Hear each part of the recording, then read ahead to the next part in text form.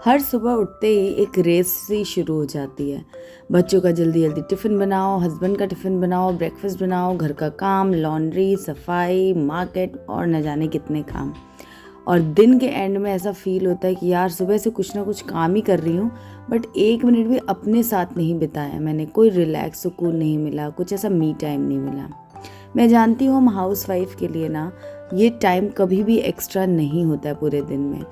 लेकिन मैं आपके साथ कुछ ऐसे इजी हैक्स शेयर करना चाहती हूँ जो मैंने अपने रूटीन में फॉलो करना शुरू किए थे जब भी, तो लाइफ काफ़ी स्मूथ हो गई थी। और सच कहूँ तो कुछ हैक्स या कुछ तरीका, सिस्टम मैनेजमेंट अगर आप बना के चलो तो थोड़ा लाइफ बेटर हो जाती है, थोड़ा सा आप टाइम मैनेज कर पाते हो और थोड़ा प्रोडक्टिव फील कर पाते हो।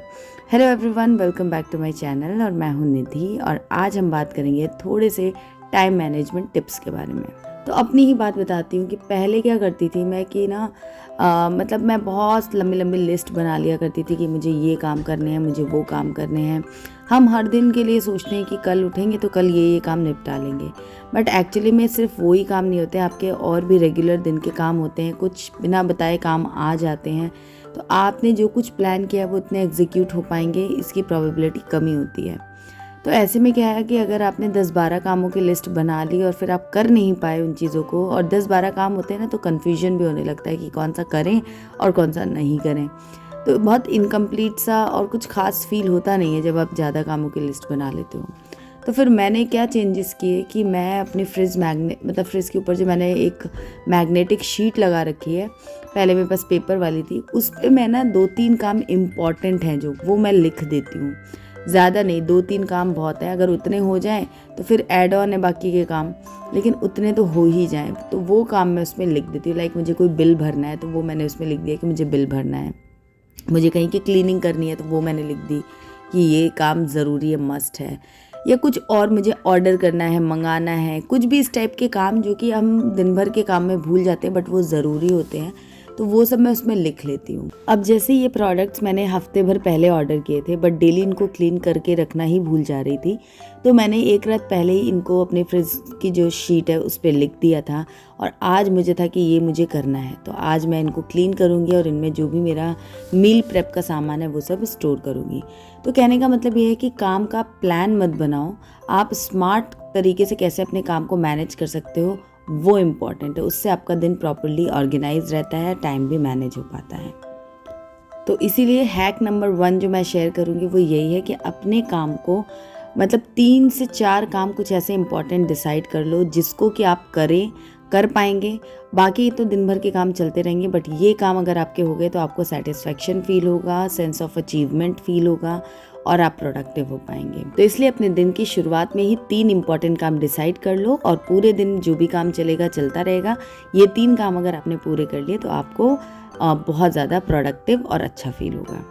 तो बढ़ते हैं अपने नेक्स्ट हैक की तरफ में। तो मैंने ऐसा नोटिस किया है कि अगर आप सिमिलर काम को बार बार टुकड़ों में करते हैं ना, तो आपकी एनर्जी काफ़ी वेस्ट होती है।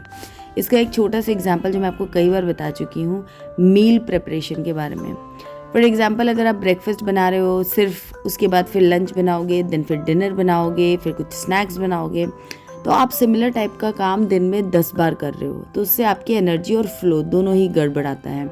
तो मेरा सजेशन यही होगा जो मैंने फॉलो किया कि आप सिमिलर टाइप के काम एक साथ जितना कर सकते हो बैच में वो कर लो। जैसे कि अगर आप ब्रेकफास्ट बना रहे हो तो उस टाइम पर अगर आप लंच भी साथ में प्रेप कर लो, दाल एक तरफ चढ़ा दो, 3-4 बर्नर्स है तो सब पे कुकिंग चल रही है, तो उससे क्या होता है आपका फ्लो बना रहता है, आपके काम स्पीड में होते हैं और एक साथ कई काम हो जाते हैं। छोटे छोटे बीच में जो गैप्स होते हैं ना वो उसमें नहीं मिलते हैं, एक ही गो में आपके सिमिलर टाइप के काम हो जाएंगे।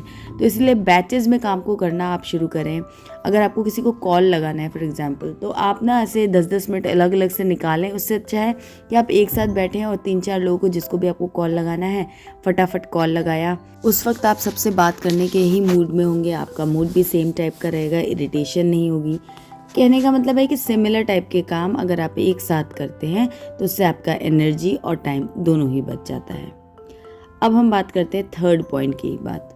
तो ये है प्री प्लान करना। पहले मैं बहुत ज़्यादा प्री प्लानिंग में बिलीव नहीं करती थी, बट ग्रेजुअली मुझे समझ में आया कि प्री प्लानिंग, थोड़ी बहुत ज़्यादा प्री प्लानिंग भी नहीं करनी है, बट थोड़ी सी pre planning is very much important और बहुत अच्छा आपको हेल्प करती है।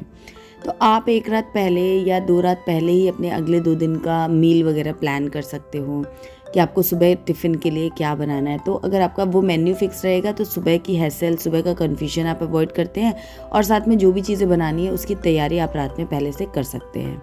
उसके अलावा रात में जैसे मैं बच्चों को भी बोलती हूँ कि अपना बैग सेट कर लो, यूनिफ़ॉर्म वगैरह सब निकाल के रख लो। यूनिफ़ॉर्म निकालने में बहुत ज़्यादा टाइम नहीं लगता है सुबह भी, लेकिन ट्रस्ट में अगर आप रात में सब करके रखते हो ना तो सुबह बहुत फटाफट आपके काम होते हैं और सुबह एकदम प्रोडक्टिव स्टार्ट होती है और आप डीले करने से या मिसमैनेज होने से बच जाते हैं। तो इसीलिए 1 रात पहले एटलीस्ट आप सारी चीज़ें रात में 10-15 मिनट दीजिए अगले दिन को प्लान करने के लिए।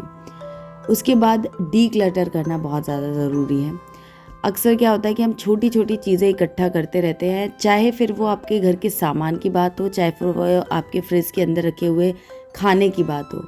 अक्सर क्या होता है कि चीज़ें हम थोड़ी ज़्यादा बना लेते हैं और हर मील में थोड़ी थोड़ी चीज़ें बनाते जाते हैं और फिर क्या होता है कि मल्टीपल, एक बोल में एक सब्ज़ी, एक बोल में थोड़ी सी दाल, एक बोल में कहीं रायता रखा हुआ है, कहीं कुछ और स्टफिंग रखी हुई है, मल्टीपल चीज़ें रखी रहती हैं और आपको याद नहीं रहता है। तो या तो चीज़ें वेस्ट होती हैं या तो चीज़ें बहुत दिनों तक फ्रिज में रखी रहती है, पता नहीं चलता है। तो इसीलिए डीक्लटर टाइम टू टाइम करना बहुत ज़्यादा ज़रूरी है। उससे आपका टाइम भी बचता है और आपकी वाइब बहुत अच्छी रहती है और आपको कन्फ्यूजन नहीं रहता है कि कहाँ क्या करूँ, कहाँ जगह है, क्या है, ये सब चीज़ों से आप बचते हैं।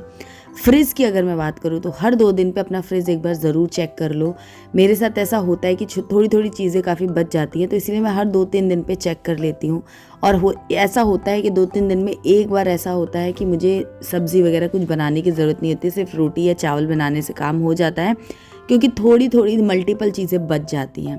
तो उससे मेरा टाइम एनर्जी भी बच जाती है, वो एक मील में मुझे छुट्टी मिल जाती है और चीज़ें वेस्ट नहीं होती है, सब चीज़ें ख़त्म हम कंज्यूम कर पाते हैं। तो इसीलिए हमेशा ध्यान रखो कि 2 से 3 दिन में अपना फ्रिज का डीक्लटर भी करो और वीकली या 10 डेज़ में अपने घर के या किसी रूम में या किसी कॉर्नर में कुछ चीज़ें जो है उनको क्लटर करो। मंथ में आप अपनी अलमारी में देखो कि कौन से कपड़े आपके ऐसे हैं जो आपको लगता है कि बस अब इससे बोर हो गए हैं या फिर अब इन्हें नहीं पहनने वाले हैं, तो आप वो किसी को डोनेट कर दो। कुछ ना कुछ कहीं ना कहीं डीक्लटर करते रहो तो उससे काफ़ी ज़्यादा क्लीनिंग भी रहती है, घर की वाइब अच्छी रहती है और कन्फ्यूजन्स अवॉइड करते हैं हम। उसके बाद इन सबसे भी ज़्यादा इम्पॉर्टेंट जो है ना वो है अपना मी टाइम या सेल्फ टाइम लेना। तो मैंने पिछले वीडियो में भी आप लोगों से बताया था कि सेल्फ टाइम या खुद की केयर करना कितना ज़्यादा इम्पॉर्टेंट है और आप किस तरीके से उसको अपने बिजी स्केड्यूल में डाल सकते हो सेल्फ केयर को या मी टाइम को। तो मी टाइम ना उतना ही इम्पॉर्टेंट है जितने कि सारे पॉइंट्स मैंने आपको बताए। जितना खाना खाना इम्पॉर्टेंट है, जितना सोना इम्पॉर्टेंट है, उतना खुद के साथ समय बिताना भी ज़रूरी है। ज़्यादा या कम वो आपकी लाइफ सिचुएशन के, आपकी जो कंडीशन है घर की और फैमिली की, उसके हिसाब से डिपेंड करता है, बट थोड़ा बहुत टाइम आपको अपने लिए ज़रूर निकालना चाहिए। अब कुछ लोग मुझे ये बोलेंगे कि यार इतने बिजी रहते हैं, बिल्कुल टाइम नहीं मिलता है। इवन मैं भी उनमें से ही थी, बट अभी कुछ टाइम से मुझे चीज़ रियलाइज़ हुई है कि एक्चुअली में ना हम कभी भी इतने बिजी नहीं होते कि हमें टाइम ना मिले उन चीज़ों के लिए जो हमारी लाइफ में प्रायोरिटी है। हम हर वो चीज़ को टाइम निकाल लेते हैं जो हमारी लाइफ में प्रायोरिटी होती है। तो इसीलिए अगर आपको अपने लिए 10-15 मिनट भी नहीं मिल रहे हैं तो इट मीन्स कि आपने अपने आप को प्रायोरिटी दी ही नहीं है। आपको लगता है कि चल जाएगा, ये काम इतना इंपॉर्टेंट नहीं है, दूसरा काम ज़्यादा इंपॉर्टेंट है, पहले वो कर लेती हूँ। तो इसीलिए पहले अपने आप को प्रायोरिटी देना शुरू करो, तो अपने आप ही आपके 10-15 मिनट सुबह या 10-15 मिनट शाम को निकल जाएंगे। आधा घंटा भी अगर आपको डेली मिल जाता है ना, तो ट्रस्ट में आप काफ़ी अच्छे से रिचार्ज हो जाते हो। आप सोचो ना, एक फ़ोन भी अगर 2-4 घंटे आप कंटिन्यू चला लो ना, तो वो भी रिचार्ज मांगने लगता है कि बैटरी ड्रेन हो रही है, आप फटाफट चार्ज पे लगाओ। उसके आगे वो नहीं चलता है, वो भी अपने आप को इम्पोर्टेंस देता है। तो आप कोई मशीन थोड़ी ना हो, आप तो एक इंसान हो। मेंटली, फिज़िकली बहुत कुछ डील करते हैं हम कंटिन्यूसली। तो इसीलिए अपने आप को भी रिचार्ज होने का टाइम दो। एटलीस्ट आधे घंटे में आप रिचार्ज हो जाओगे तो पूरा दिन अच्छे से कर पाओगे। आप खुश रहोगे, अंदर से कंटेंट रहोगे, तो अपनी फैमिली को भी वो खुशी और अच्छी तरीके से मैनेज कर पाओगे। उनकी जो भी रिक्वायरमेंट्स हैं उनको फुलफ़िल कर पाओगे और जो आपका काम है, जो आपकी ज़िम्मेदारी है, उसको आप अच्छे से निभा पाओगे और अल्टीमेटली इन सारे कामों से आपको सेटिस्फैक्शन भी मिलेगा। तो मेरी प्यारी सहेलियों, हम मेकर्स एक ही दिन में 10 लोगों का काम कर लेते हैं, लेकिन अगर हम चीज़ों को अच्छे से ऑर्गेनाइज कर लें, टाइम को थोड़ा मैनेज कर लें, तो हमारा स्ट्रेस भी कम होगा और हमें सेटिस्फैक्शन एंड खुशी ज़्यादा मिलेगी। एंड याद रखना आप, कि प्रोडक्टिव होने का मतलब ये नहीं कि आप दिन भर काम किए जा रहे हो, बल्कि प्रोडक्टिव होने का मतलब ये है कि आप काम भी कर ले रहे हो और स्टिल आपके पास टाइम और एनर्जी जो है वो बच रही है, आप चीज़ों को एंजॉय कर पा रहे हो। यानी कि सही जगह पर अपना टाइम और एनर्जी को इन्वेस्ट करना इज़ कॉल्ड प्रोडक्टिव डे। आपसे बातें करते करते ही मैंने अपनी सारी मील प्रेप कर ली है, चटनी बना ली है, सब्जियां चॉप करके क्लीन करके रख ली हैं। तो बस अगले 2-3 दिन काफ़ी अच्छे से चले जाएंगे सुबह की हड़बड़ में। तो इस तरीके से मैं मैनेज कर रही हूँ आजकल। तो आप किस तरीके से मैनेज करते हैं, इनमें से कोई हैक्स अगर आप भी फॉलो करते हैं या आपके पास कोई दूसरा हैक हो तो वो कमेंट में ज़रूर बताना। और कोई पर्टिकुलर टॉपिक आप देखना चाहते हो, डिस्कस करना चाहते हो तो वो भी कमेंट्स में ज़रूर बताना। आपकी कोई प्रॉब्लम हो तो वो बताना, हम उस पर डिस्कस करेंगे। ये वीडियो अच्छा लगा तो इस वीडियो को लाइक करना, चैनल को सब्सक्राइब करना। मिलूंगी नेक्स्ट वीडियो में, तब तक के लिए बाय।